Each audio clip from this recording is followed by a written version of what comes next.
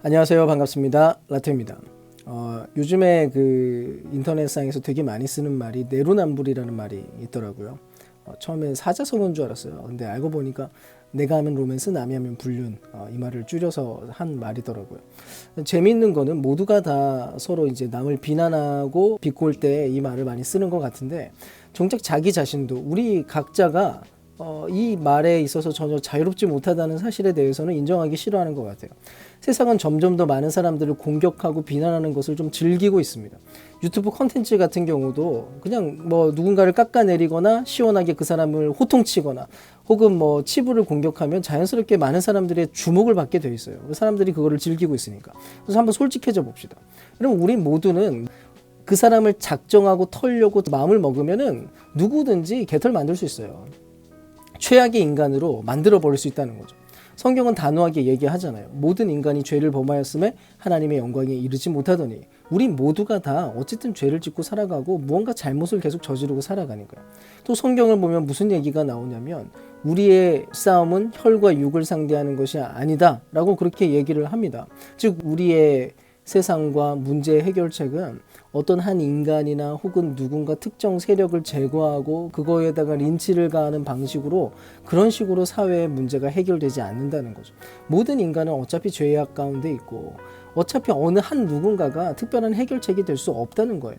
진정한 대적은 어느 특정한 누군가 혹은 특정한 단체나 그룹이 아니라 온 세상을 지배하고 있는 악 그 자체라는 것을 우리가 기억을 해야 되고, 그것을 완전히 무너뜨린 그리스도의 은혜와 사랑과 그 십자가의 능력만이 유일한 해결책이라는 것을, 그걸 고백하는 게 그게 기독교잖아요. 그리고 그 일 한가운데서 교회는 서 있어야 되는 것입니다. 근데 현재 교회는 그런 일에 있어서 굉장히 능력을 잃어버린 것 같아요.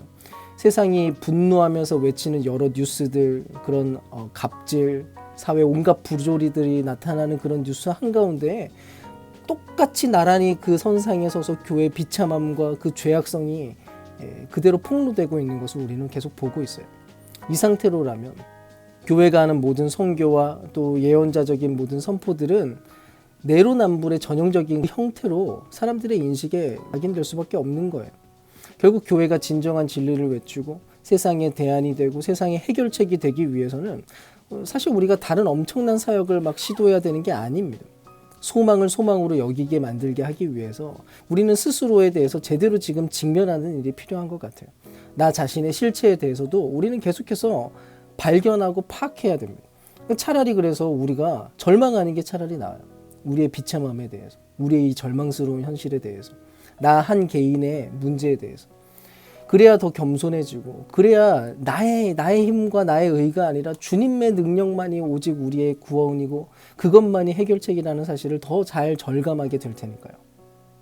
그런데 문제는 그 일이 기도를 통해서만 이루어질 수 있다는 사실입니다. 즉 단지 내가 무언가 부족하다는 느낌을 받는 것을 넘어서서 극도로 나 자신에 대해서 솔직하게 마주서는 그런 단계까지 우리가 나아가야 되는데, 그 일이 기도를 통해서 이루어져야 된다는 거예요. 모든 것을 아는 하나님 앞에서 우리가 아무것도 숨기지 말고 그 앞에 서는 일들을 기도로 해야 된다는 것입니다. 여러분, 기독교가 이렇게까지 사나워지고 있고 사랑과 은혜가 도무지 발디딜 틈도 없게 만들게 보이는 현상이 일어나는 것은, 그럼 전부 이런 기도의 영성과 기도의 결과가 나타나지 않았기 때문인 것 같아요. 그리고 사실 우리는 이거를 전혀 모르고 있는 게 아니죠. 누가 몰라요, 그거를. 우리가 죄인이라는 그 사실을 고백한다는 것, 우리 자신이 전혀 하나님 앞에 합당하지 않은 존재라는 것을 고백하는 게 옳다라는 그 사실에 대해서 누가 모르겠어요. 우리가 하나님 앞에서 또 솔직해져야 된다는 그 사실에 대해서도 모르는 사람 없죠. 다 알고 있습니다. 근데 우리는 실제로 기도를 할 때, 여러분, 주님 앞에서 자기의 두려움과 상처와 흠과 또 죄를 노출시키는 데에는 시간을 별로 할애하지 않는다는 게, 그게 문제인 거예요. 또 중요하게 여기지도 않죠. 대신에 이런 기도를 할 때 우리는 늘 간편하게 좀 기도를 하고 있어요. 주님 다 아시죠? 주님, 제 죄를 용서해 주세요. 내 아픈 것을 만져주세요.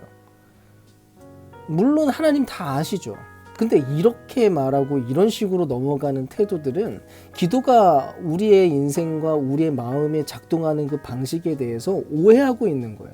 하나님은 우리의 이야기를 듣고 싶어 하고 계십니다. 우리는 하나님 앞에 나아갈 때마다 우리 자신의 상황에 대해서 자꾸 직면해야 된단 말이에요.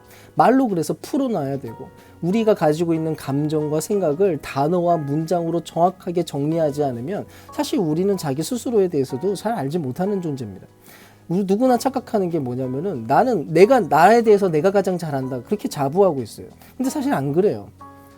오히려 외부 사람들이 우리를 제3자의 눈으로 살펴보는 게 그게 훨씬 더 정확할 때도 있어요. 왜요? 우리는 우리 스스로에 대해서 너무 간대하거든요. 내로남불. 그 특성을 우리는 기본적으로 장착하고 있습니다. 그래서 스스로 속고 있는 부분이 있다는 것을 전혀 감지하지 못해요. 남이 하는 거에서는 그렇게 분노하면서 내가 하는 일에 대해서는 사실 나는 되게 관대합니다.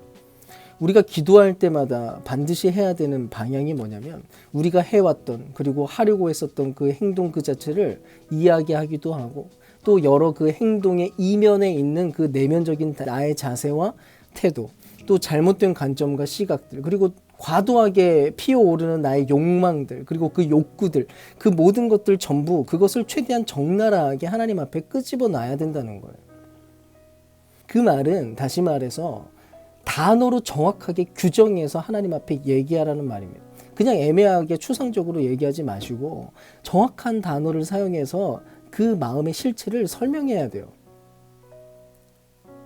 솔직하게 나가야 되는 거죠. 어떤 면에서 내가 욕심을 지금 부리고 있는지, 내가 지금 얼마나 이기적인 생각을 하고 있는지, 얼마나 내가 못나고 추악한 생각과 행동에 머물러 있는지, 마음에 있는 온갖 동기와 자세들이 어떻게 하나님 보시기에 아름답지 못한지, 그거를 직면하고 그냥 받아들여야 된다는 거죠.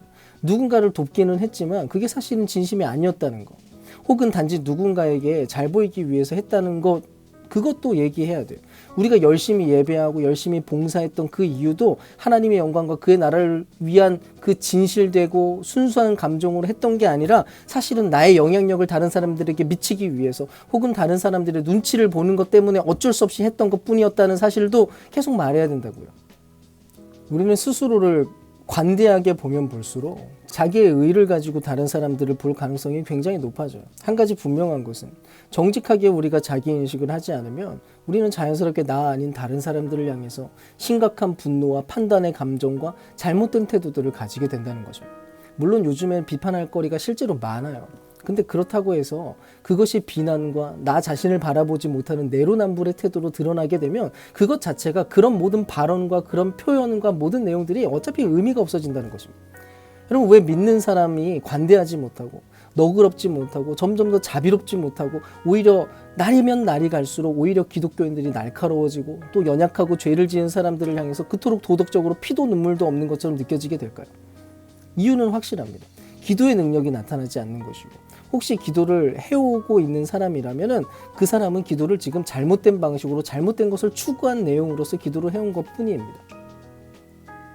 여러분, 이사야 선지자가 하나님의 영광을 마주하던 장면을 아시나요? 거기서 환상 가운데 하나님의 그 거룩하심을 그는 목격했습니다. 그러자 그 거룩하신 하나님을 보자마자 그의 입에서는 탄식이 흘러나왔어요. 화로다, 나로 망하게 되었도다. 나는 입술이 부정한 사람이로다. 나는 입술이 부정한 백성 중에 거주하면서 만군의 여호와이신 왕을 배웠음이로다.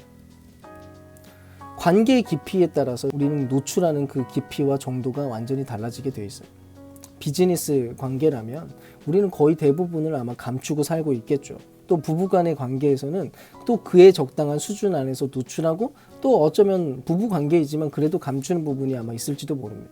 근데 하나님 앞에서, 우리를 창조하신 하나님 앞에서 우리는 가장 그분을 사랑하는 관계여야만 하고, 가장 신뢰하는 관계여야만 하고, 아무것도 부끄러울 것 없이 아무것도 감출 것 없이 내보여주는 그런 관계여야만 하는 것입니다. 그리고 히브리서 4장 13절에서처럼 하나도 그 앞에 나타나지 않음이 없고 우리의 결산을 받으실 이의 눈앞에 만물이 벌거벗은 것처럼 드러날 수밖에 없는 것입니다. 우리의 기도가 자기 자신을 철저하게 인식하는 그런 자리에 나갈 수 있었으면 좋겠습니다. 그래서 그것을 추구해 나가는 기도를 하고, 그 기도의 영성을 회복하고, 또 교회가 그렇게 새로워져서 내로남불 교회, 내로남불의 성도, 그래서 세상 안에서 아무런 영향력도 아무런 힘도 발휘하지 못하는 그런 교회나 성도가 되지 않기를 간절히 소망합니다.